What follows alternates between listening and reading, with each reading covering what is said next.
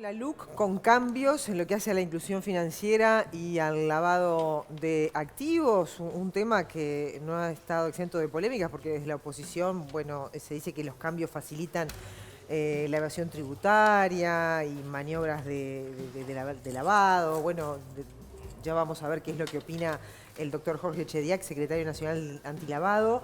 Secretaría Nacional para la Lucha contra el Lavado de Activos y el Financiamiento del Terrorismo.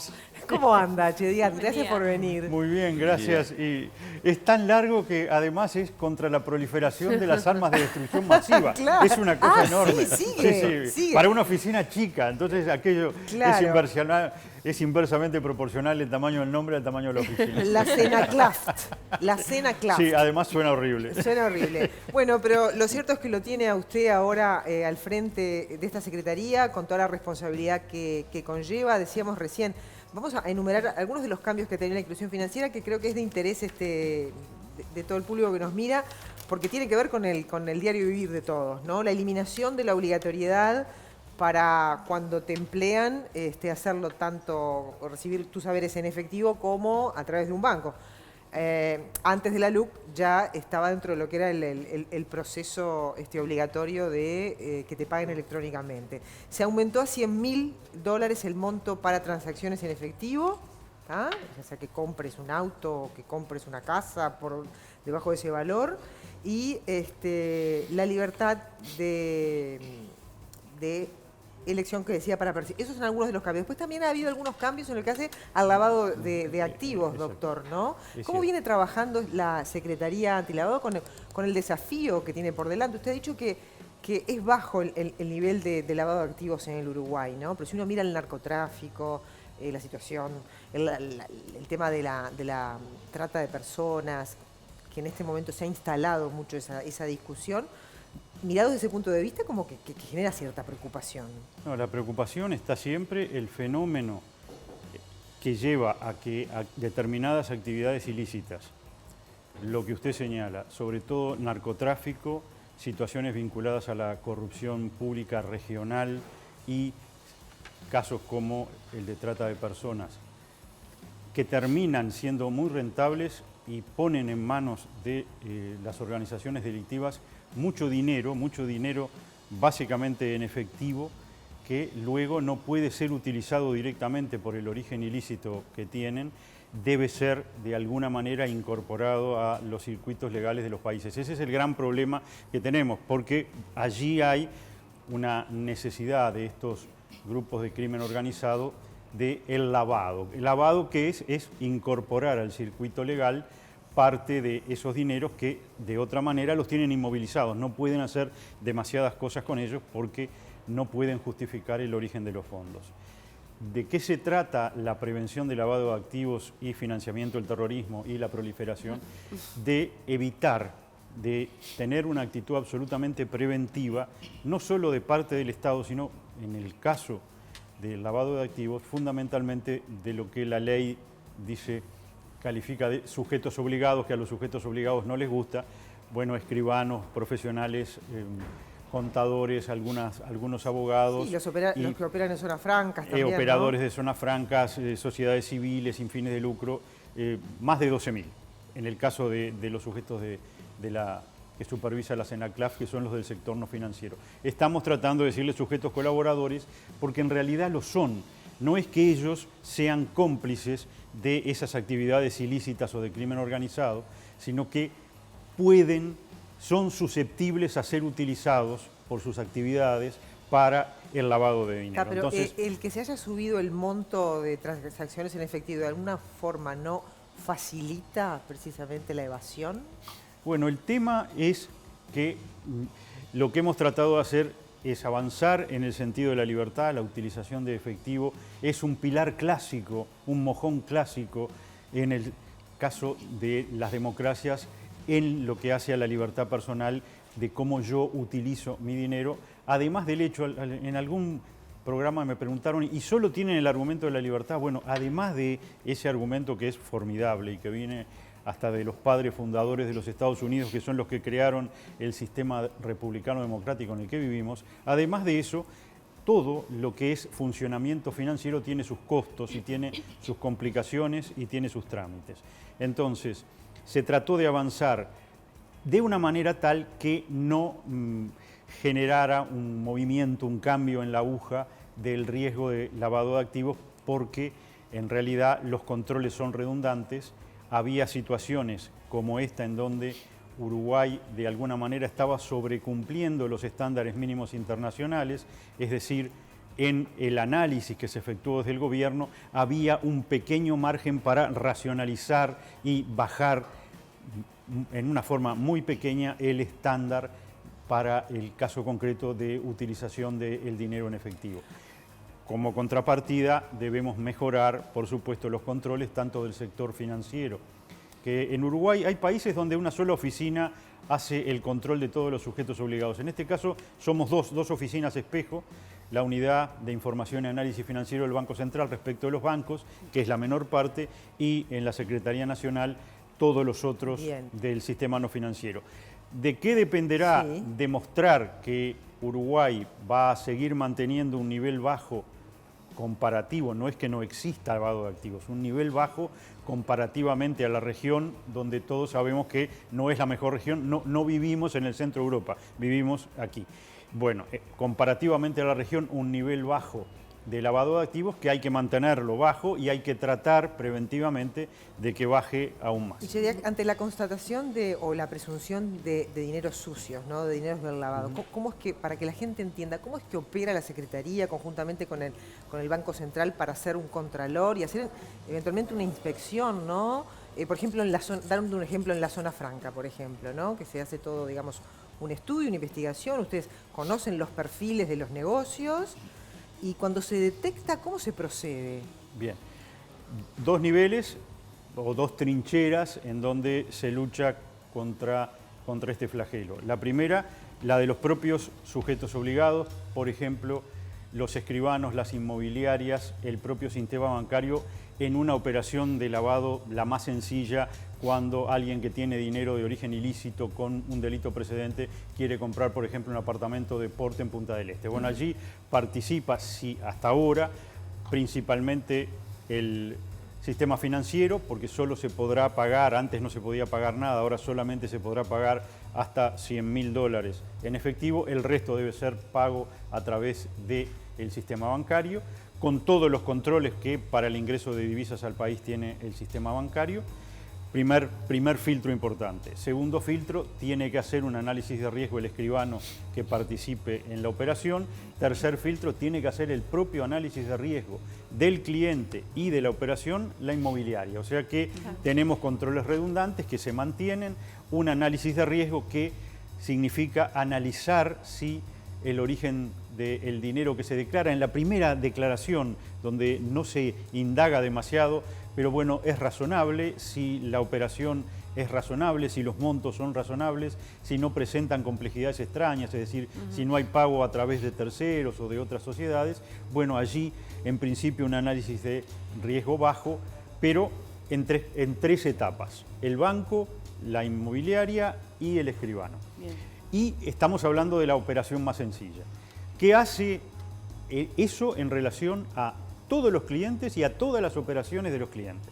Ninguna queda exento. Lo que cambia es el nivel de intensidad de la investigación del perfil del cliente y de la operación que debe hacerse en función del análisis de riesgo. Cualquiera de esos niveles puede desatar las alarmas, entonces. Cualquiera puede saltar, pero además en el nivel más bajo, en el nivel de lo que se llama la debida diligencia simplificada, solamente se puede permanecer cuando todos los indicios de riesgo, que de eso se trata además la capacitación, el perfil de capacitación a los sujetos colaboradores para que tengan el dominio, el know-how de cómo hacer el análisis de riesgo. Además, deben tener las empresas y los estudios grandes un oficial de cumplimiento especializado en riesgo de lavado de activos, en la prevención de estos fenómenos. Bueno, no solo ellos hacen ese análisis y básicamente lo dejan por allí como debida diligencia si el riesgo es bajo, sino que si existen elementos que evidencian riesgos, por ejemplo, un monto desmesurado de la operación, la participación de una persona políticamente expuesta. Cuando dicen, ¿y persona políticamente expuesta quién es? Bueno, por ejemplo, yo, es decir, las personas que estamos expuestas políticamente a, por ejemplo, la corrupción. Bien, claro. Los políticos, los cargos importantes de gobierno, cargos importantes en organismos internacionales, etc. Ya el que una persona políticamente expuesta participe en la operación, aunque sea una sencilla adquisición de un apartamento, eleva el riesgo de la operación y hay que investigar mucho más allá el origen del dinero y el destinatario final.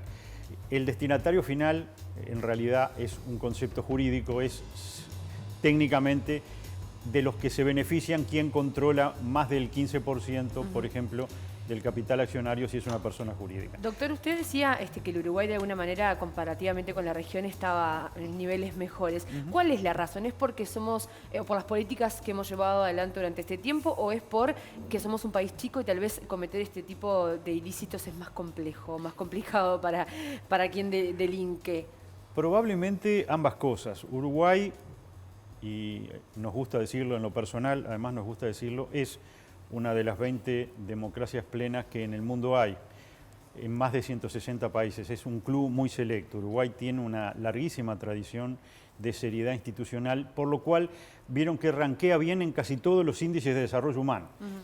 Está muy vinculado, dicen los especialistas, al tamaño también del Uruguay y a la conformación homogénea del Uruguay y básicamente a que todo funciona de alguna manera con seriedad en una estructura bastante poco permeada por la corrupción. Entonces, no es extraño, es más bien lo esperable, era más bien lo esperable que el nivel de lavado de activos en el Uruguay en relación al barrio, en relación a la región, fuera bajo como lo es. Doctor. Por supuesto, es la misma situación de la pandemia. Que tengamos índices comparativamente mejores que otros países no quiere decir que no debamos mantener las medidas y extremarlas, porque como ahora, yo de fútbol no sé nada, veo que se usa mucho el símil futbolístico, pero bueno, este es un partido que nunca se termina, Porque nunca Uruguay, está definitivamente ganado. En Uruguay no hay ricos, hay riquitos, y cuando alguien tiene plata también se lo señala y se lo marca, o sea, es algo que se conoce. ¿Sería muy evidente? Yo creo que sí, es verdad la cita que usted hace del contador Juan Pedro Damiani, padre, la recuerdo perfectamente.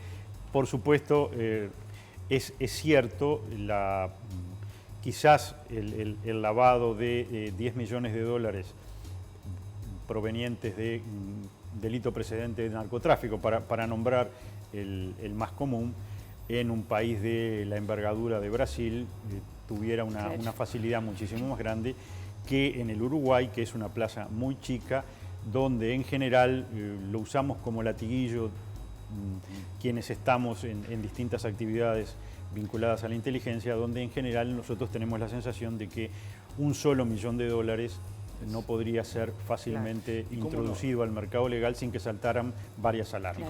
¿Cómo nos verá la región y el mundo ahora con esta libertad o esta flexibilización entendida por algunos? ¿Cambia esa visión desde afuera? Nosotros estamos... Perdón que le agregue el estatus de país seguro, ¿no? Claro. A la luz de las últimas medidas que ha tomado el gobierno, estas facilidades fiscales para que vengan argentinos y de otras partes del mundo, ¿no? Se han bajado los montos de inversión, los montos de patrimonio como para poder tener la residencia. ¿Todo esto no nos vulnera ante la mirada internacional? Yo espero que no. Básicamente hay que tener claro que ni siquiera en la situación de facilitar la residencia fiscal, esto de haber bajado el monto de la inversión necesaria, creo que al entorno de 380.000 dólares. O sea, y además bajar a 60 días la necesidad de permanecer por año en el país para obtener la residencia fiscal. Para explicarlo, uno se compra un buen apartamento, un apartamento de gran porte en Punta del Este y se pasa toda la temporada viviendo allí y ya tiene las condiciones para obtener la residencia fiscal. Bueno, esa situación es incluso más favorable en Portugal, es decir, ni siquiera llegamos y dice, no, nos aproximamos a los niveles de facilidad que Portugal da, porque además es también un país que quiere recibir... ¿Está bien compararse con el mundo? ¿No hay que mirar a sí mismos hacia adentro en esto? Nosotros tenemos que hacer valer esta situación de privilegio que tenemos, incluso ahora en situación de pandemia, que nos hace diferentes a la región. Yo no digo mejores, nos hace diferentes a la región, hace que se mire con interés el venir a radicarse en el Uruguay, y hay que tener claro que ello es muy favorable para el país. A nosotros, por ejemplo, desde el sector de las inmobiliarias constituidas, se nos ha hablado mucho, por ejemplo, de torres enteras que se construyen con capitales extranjeros en Punta del Este, pero que no son vendidas a través de las inmobiliarias formales en el Uruguay. Lo que pasa es que eso es parte del negocio que básicamente terminó construyendo Punta del Este. La mayor parte de los capitales que han terminado conformando esa joya que es Punta del Este no han sido uruguayos, claro. Básicamente han sido argentinos, y no han sido capitales provenientes de delitos precedentes. En realidad puede haber habido una situación de elusión, pero sobre todo... ¿Pero se hace el Contralor? Se hace, por supuesto, el Contralor, pero no previenen de ilícitos, sino de que Uruguay, tradicionalmente, como decíamos, ofrece reglas de juego claras, seguridad jurídica, para que quien tiene disponibilidad compre en ladrillos en un país que no ofrece riesgos de futuro. ¿Y cómo se efectúa una inspección, no? Porque, Bien. es decir, uno se imagina que hay una brigada que llega, vuelvo a poner el ejemplo de la zona franca porque hay muchos negocios ahí adentro, ¿no? Sí. Que se llega, uno se identifica, somos de la Secretaría Antilavado, venimos a revisar las cuentas, de que todo esté en orden y de que no haya ninguna sospecha de lavado, ponele. Bien, nosotros, bueno, decíamos, el primer nivel, muy buena la pregunta, yo se la agradezco para desmistificar un poco. Pero bueno, ese primer nivel donde son los sujetos colaboradores que tienen que hacer los análisis, volvemos allí, de todos los clientes y de todas las operaciones. Luego, la Secretaría está perfeccionando, ya lo hacía, pero está perfeccionando su observatorio estratégico, que es en realidad su observatorio de riesgo e inteligencia, porque nosotros también tenemos que hacer un perfil de riesgo dentro de cada sector para ir a realizar las inspecciones.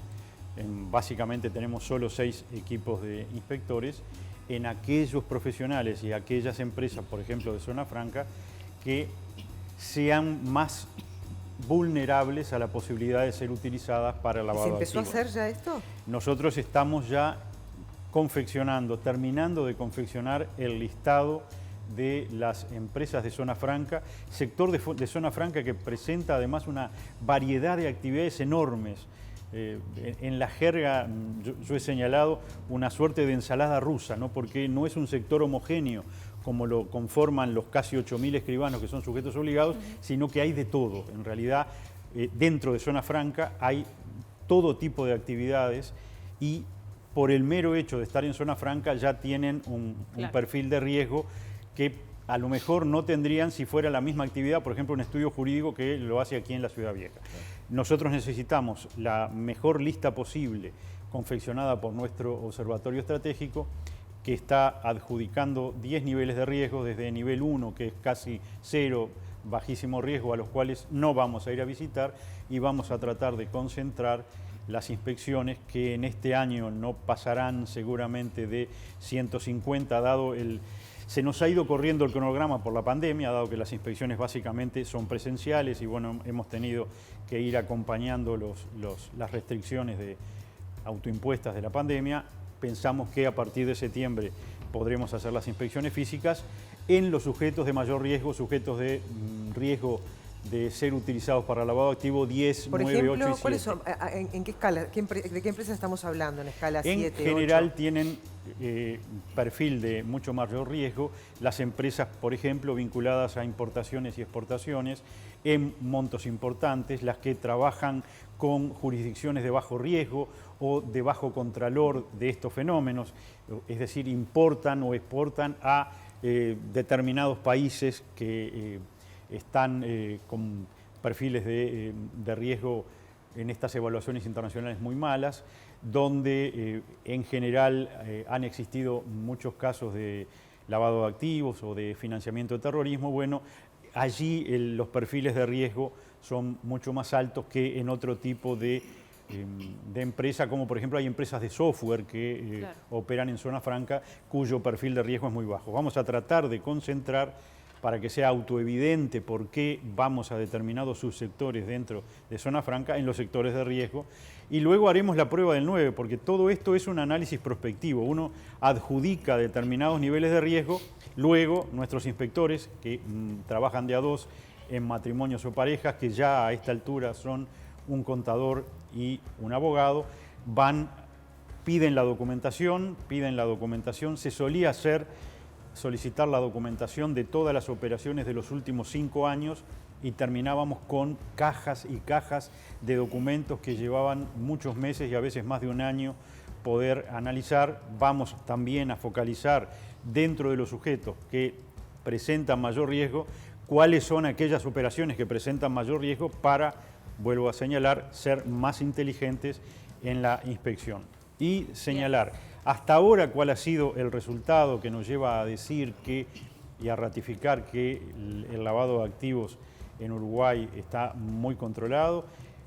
Ha sido parecido lo hemos señalado, a los hisopados y los positivos del COVID-19. Nosotros, en más de 500 inspecciones que se realizaron en los últimos años, recordemos que recién ahora en agosto cumplió 5 años la Secretaría contra el Lavado de Activos, hemos terminado con un 3% de multas económicas que son las que se aplican en las situaciones graves de apartamiento de la normativa de lavado de activos. O sea que los hisopados se han hecho, los resultados positivos han sido pocos. Perfecto. Bueno, ya para despedirlo, lo cierro con un mensaje que la verdad que es bastante ocurrente, pero vale la aclaración. Dice, a partir de ahora me puedo comprar una casa de $100.000 todos los meses y no tengo que justificar el origen de los fondos. Se presta para lavado y planchado, claro, porque es por única vez, digamos.